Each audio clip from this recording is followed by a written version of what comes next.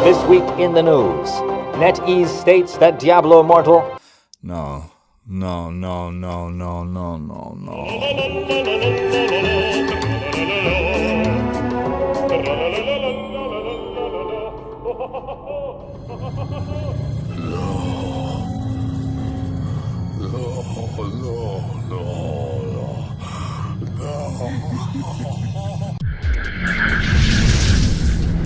Hey folks, this is Riker with a gaming news wrap-up video where we discuss the happenings of the week. This week's topics include the latest Apex Legends character being leaked, a new update on the development of Diablo Immortal, a roundup of action RPG news, and more. As always, discussion timestamps can be found in the video description, but right before you jump ahead, just a quick reminder to ring the sub notification bell to be alerted of new Saturday episodes. We'll start with some quick news. Upcoming sci-fi RPG The Outer Worlds appears to have a release date, at least it was leaked. Found on SteamDB, the at least tentative release date appears to be August 6th. And later that same day, that release date got delisted, so it looks like someone might have screwed up there. But it's looking like we may not have to wait very long at all to get our hands on this game that was largely made by many of the same people who brought us Fallout New Vegas. And speaking of Fallout, on the Bethesda side of things, we got another leak. An Amazon listing, which has since been delisted, had a placeholder product published by Bethesda Softworks for PS4, Xbox One, and PC. The product was available in standard, deluxe, and collector's editions. And along with the product listing came this stock footage of a Fallout-style countdown video. So what is this leak likely to be? Most likely it's going to be a remaster, probably not anything too big, given that we just had Fallout 76 launch and we're not aware of any major Fallout-related projects. So a remaster of Fallout 3 or New Vegas is probably what we could expect here. On to some news about Cyberpunk 2077. The game will feature a presence at this year's E3, and hopefully we'll get a release date before 2020. We also learned that Cyberpunk 2077 will not be exclusive to any store, including GOG, which, if you're not aware, is owned by CD Projekt Red, the developers of Cyberpunk and The Witcher. And speaking of GOG, it appears that things aren't going so well for them financially right now. There was a wave of layoffs. At least a dozen staff members have been let go, and one laid-off staff member allegedly told journalist Jason Schreier that the store has been in financial trouble, and that the layoffs represented 10% of GOG's staff. Quote, GOG's revenue couldn't keep up with growth. Now this comes after the news of the 800 layoffs at Activision Blizzard, a story we covered 2 weeks ago. And GOG isn't the only company within the gaming industry to have a wave of layoffs around this time. Guild Wars 2 developer ArenaNet laid off 143 of its more than 400 employees. ArenaNet is owned by NCSoft, who said that, quote, the Guild Wars and Guild Wars 2 game services will not be affected. However, it's difficult to believe this when you start to see who got laid off.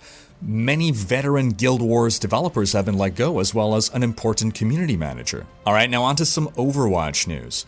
The latest hero has been revealed after the teaser that we covered last week. His name is Baptiste, and he's an interesting character lore-wise because he is a former Talon member that joined when he was young and naive and regrets his decision. He's available to play on the PTR now. He is a support character who has a 3-round burst assault rifle that also launches healing grenades. He also has a power that lets a healing burst shoot out of him, which will rapidly heal allies over time. And he can deploy an immortality field that will prevent allies from dying. They'll get really low on health, but they won't die completely. However, the thing that generates the field can be destroyed by enemies. And then as an ultimate, Baptiste basically creates a matrix, a wall that you can shoot through, and any of your allies' bullets or healing effects that pass through are amplified. Oh, and also if he crouches, he can do a super jump. Alright, on to a story about Anthem. Now, this game has had a rocky launch, and part of the issue is that for a loot-based game, there seem to be a lot of rookie mistakes, issues that have been resolved in other loot-based games such as Diablo. And in fact, Travis Day, former Diablo 3 senior game designer, actually wrote up a lengthy post on Reddit.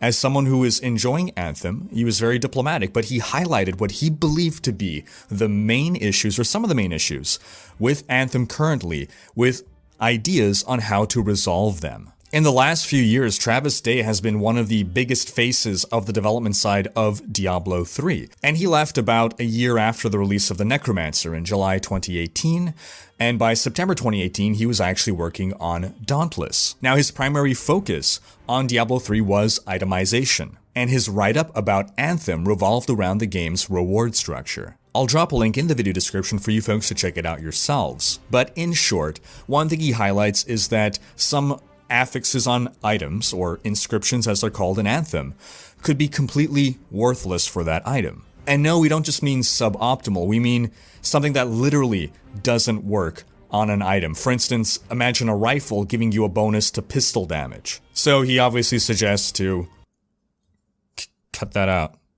Stop. He proposes alternative ways to retaining the rarity of really good items while not having items that are completely useless. He goes on to express how he feels that the risk versus reward of content is not well balanced currently, which makes players gravitate towards running the same content over and over and ignoring other content. So he suggests to either increase the reward of the more difficult content or to decrease the difficulty or equalize the difficulty. And speaking of difficulty, he also expresses that there is not enough granularity in the current difficulty settings, which is leading players to farm lower difficulty content that is trivially easy, rather than slugging through the next higher difficulty because it will be way too inefficient. So he's suggesting to either add more difficulties, and I really hope that we don't end up with a Diablo 3 scenario with nearly 20 different difficulty settings, or the alternative proposal is to tune the difficulties such that the jump from one to the other isn't as extreme. Now, what's noteworthy is that BioWare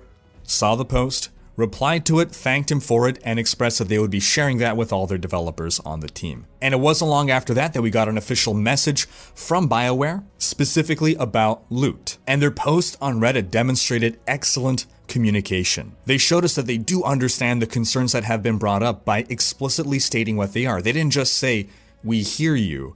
They expressed exactly what they're hearing. And they highlighted exactly what the community's issues were. This post was well received and was followed up with a quick update to the loot system. One thing they immediately did was set it such that items will no longer have inscriptions on them that are not appropriate for that specific item. They also reduced some crafting costs, and in the future they'll be removing uncommon and common items from level 30 drop tables. This was all very well received by the community, and we definitely have to give kudos to BioWare for that. But what I'm wondering is, how do we have a game that's been 6 years in development, and then about a week after launch is already implementing changes to improve the game? It's great that the changes are being made, but why didn't it occur to the development team to resolve these things before launch? It almost suggests a distinct inexperience with the genre, that they have to wait to get player feedback in order to address something, which again is a rather amateurish issue with a loot-based game. We have so many of these games out there currently that all it takes is playing one of these enough to understand what is good and what is not good in a loot system. I just can't believe that a game has been in development for 6 years and then in a few days of launch, the devs are ready and willing to make a change. To me, this sounds like there were some major changes in direction throughout development of this game, that it was 6 years, but not 6 years of the game as envisioned like this. Maybe it was just the last year that turned it into a looter shooter. I don't know. Regardless, I hope that this is the start of a turnaround for Anthem, that this game will get on track and realize its full potential. Alright, on to some news about Apex Legend. Last week we spoke about the possible leak of the names of the next 2 legends, and one of them now appears to have leaked more fully, Octane. So what we saw was the leak of these 2 images by @ChildsPlay. One image shows Octane himself in pretty full view, whereas the other image shows us more about his kit. And of course, you can still see him in the background. Now, fake leaks have become quite sophisticated in this day and age, and some people were trying to debunk this. However, there does appear to be actual proof that this is real. If you go check out the Apex Legends gameplay deep dive trailer, there's a moment where they preview the next 2 upcoming legends. And if we compare the images, we start to see similarities between the two of them, which I believe is a pretty solid case to suggest that this is actually the same character. Let's bump up the contrast a bit just to help discern what we're looking at. And you'll note, there's a few things that show us that this is probably the same character. First off, you'll note that there are these white spots near his clavicle that match the white spots on the shadowy figure. You'll note that there's some form of canister at his hip in both images. Something on his leg, on his upper thigh. The leg suddenly gets a lot thinner where it changes from, I suppose, his shorts into his bionic legs. There's this lighter section around his crotch area on his pants. For me, it's an open and shut case. This is a real leak. And speaking of real leaks, it turns out that Apex Legends itself was leaked 11 months ago on Reddit, but no one paid attention, no one believed it, it got 0 upvotes. Now, another big topic currently in Apex Legends is hitboxes, and I couldn't believe this to learn that the different characters have different sized hitboxes. And not just slightly, but enormously. From the smallest character to the largest character's hitbox is more than double the size of the smallest characters. This is giving me flashbacks to GoldenEye. It is insane to me that this was allowed to happen in a competitive game. And it's not that the big guy has more hit points to compensate. No, he's just an easier target and that's it. Sucks to be you. Picking a character with a smaller hitbox is a distinct advantage. And I come from the realm of arena shooters like Unreal Tournament, where they always tried to make the hitboxes as equal as possible amidst all the characters, because you can't have a competitive game with characters of different hitboxes that give different advantages. I started off playing Gibraltar, and then when I swapped to Lifeline, I just thought I was getting better. Nope, turns out I'm just a tiny target relative to the giant Gibraltar. Thankfully, the devs have replied on the topic of hitboxes and have said, quote, "We are aware of the feedback around the hitbox differences between characters. This is an area that definitely needs improvement and we will be addressing it in the future." Alright, on to our action RPG news, starting with Grim Dawn, which is celebrating its 3rd birthday this week. And we also got the launch of the Grim Dawn Forgotten Gods gameplay trailer, the upcoming expansion releasing in March. Do check that out. On to some Path of Exile news. Good news for Delving. It's been revealed that now when you encounter Nico in Synthesis League, you'll now find 3 sulfite nodes in the area. So yes, they nerfed scarabs, but they're now compensating with this. Good news. The devs also posted blogs discussing some of the new skills, Bane and Soul Rend, Purifying Flame. Do check those out. There are also videos showcasing these skills in action. They also released a video showcasing the new Sanguine and Divided hideouts. There's always a flurry of activity within Path of Exile shortly before the launch of a new league, Synthesis starting next week. On to some Diablo news. So this news broke late last week, and I snuck it into the video just as some text, but to reiterate, it's been announced that the end date for Season 16 has been pushed back to May 12th. That's a significant pushback of about 2 months. But what this likely means is that Season 17 could be expected to be at least on par with Season 16 with regards to size and scope. I'm not expecting any kind of Path of Exile size content update, but what I'm imagining is we're going to get some balance changes, probably nothing as significant as Season 16, but we're going to get a season theme that'll likely be a little bit more involved even than Season 16's. And of course, as soon as we get more details and or a PTR, I'll be sure to keep you folks updated. Alright, now on to some Diablo Immortal news, and I know this is just going to prompt a whole slew of phone comments, but basically the news is that NetEase is done with their side of development of Diablo Immortal. Last week in their quarterly earnings call, NetEase actually addressed a launch date for Diablo Immortal. 2 separate comments were given on the topic, one in Mandarin, one in English, and MMO Culture translated the Mandarin comment into English, quote, "With regards to the launch of Diablo Immortal, we will announce a market launch date simultaneously with Blizzard. But on our side, development is already fully prepared and invested. I definitely believe there is no issue from the side of development with regards to a launch date." And as for the other reply, which was in English, quote, "Diablo Immortal We are the co-developer on that game together with Blizzard.